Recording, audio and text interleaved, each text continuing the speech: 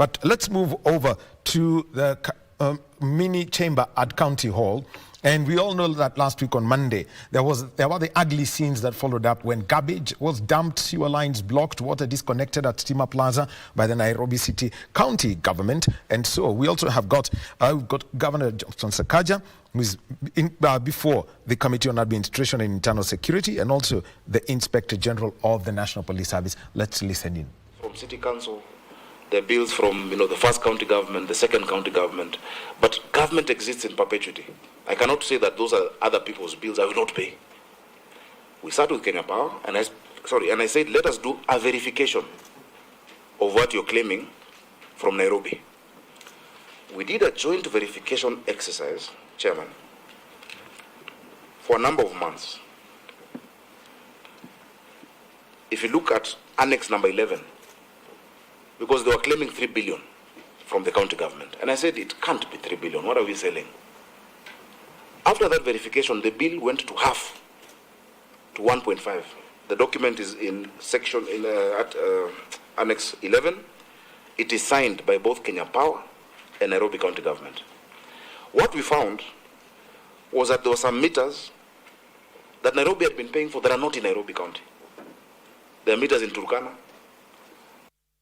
in KBC County, accounts in Kiambu County that the county was being charged. There were some businesses, butchery here, whatnot. So once those were cleared, the bill came down to 1.5 billion. And so that is what, on record, at that stage of verification, was owed by Nairobi County government to Kenya Power Limited. And I said, pragmatically, okay, we have this debt, we will have a payment plan. In fact, Chair, I hope I have attached. Subsequent to that, and if it's not here, I can provide it. We have then found that during the NMS time, 700 million shillings was paid again to Kenya Power, reducing it from 1.5 to around 800. 700 million shillings.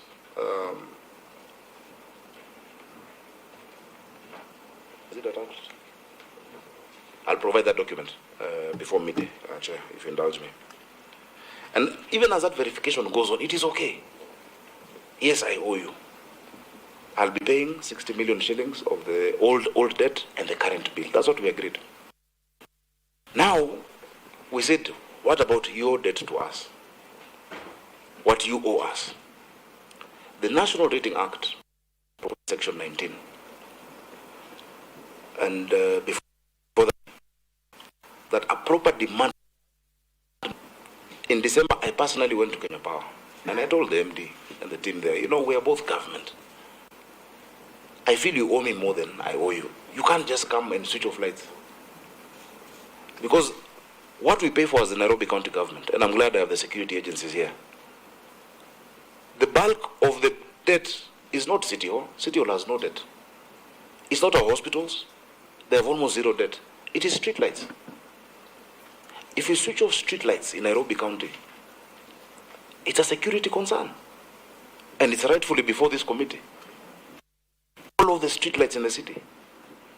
Yes, we've been discussing with the ministry how to even look at the tariff, reduce it, because it's a national security issue of having lighting in the county.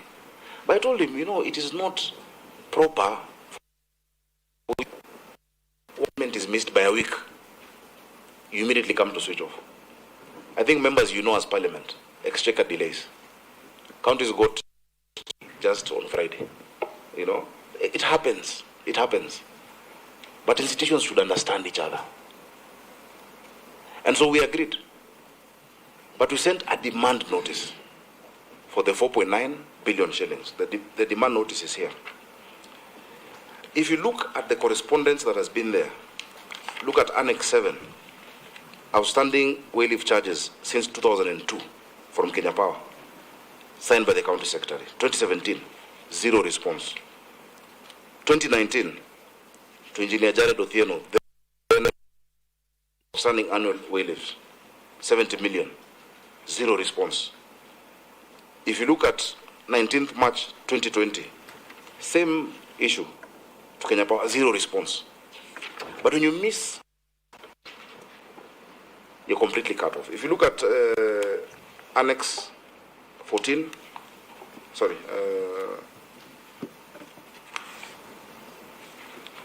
16, if you have it, is a statement from Mombasa County. Same issue. Hospitals switched off, Coast General Hospital, and the governor talks about it, how those powers undermine devolution. Number two, if you look at the statement by the Council of Governors, the Council of Governors issued a statement last week, and they raised cases in Migori, in Homa Bay, Kisumu District Hospital 2014, power disconnected, putting lives at risk. 2019, the county offices. Kilifi Civil Registration Office 2023, that serves 300 people daily. Mombasa General Hospital, and so on and so forth. And so I said, look, as government, we can even offset the debt.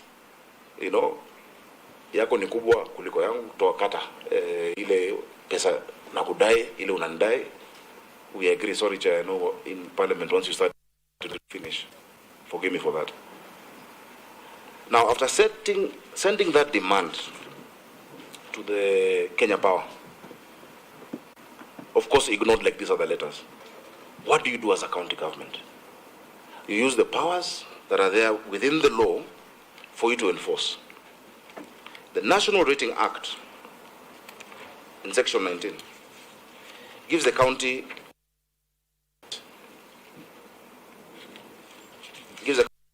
this. And it says, where any person to pay any rates or interest due from them, as provided for under Section 16 of this Act, and whatever is in development control under PLUPA, having served with demand defaults in paying the rates, the county government may, 1, levy a penalty at the prevailing central bank rate, 2, deny certain county services, which is what the county did. We denied them water and sanitation services, which we provide. 3, institute a suit against the defaulter. 4, create a charge. People ask, Stima Plaza is not owned by, but the rate owned rates paid for by Kenya company. I mean, those are the ones we have. We went for. So please, because of retaliation or because of our bills, it was not about electricity. It was about waylifts and land rates.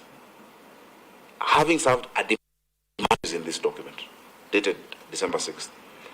The other thing, it says that you can actually appoint a receiver on the rateable property and occupiers. So if you have an apartment building and you have not been paying rates, the county government can take it over. So you've had it, that is the National Assembly's Committee on National Security and Administration, and they're having this sitting as they get answers from the Inspector General of Police, Douglas Kanja, and as you can see on your screen, Nairobi City County Governor Johnson Sakaja, and this was after the ugly scenes that we saw, involving KPLC and the Nairobi City County government, after power was disconnected from installation places owned by the Nairobi City County government. There were the ugly scenes on Monday, the health hazard that was the dumping of garbage at the entrances of Stima Plaza in Nairobi, and also the blocking of sewer lines, disconnection of water. And so they're being asked to explain this to the committee so that it can be resolved once and for all. And remember that everyone is unhappy about it. Simply, it was declared a health hazard, and it's a story about the prosecution of those who are behind it is also being considered from a legal standpoint. So we'll be getting full detail of that story from our parliamentary reporter, Kevin Washira.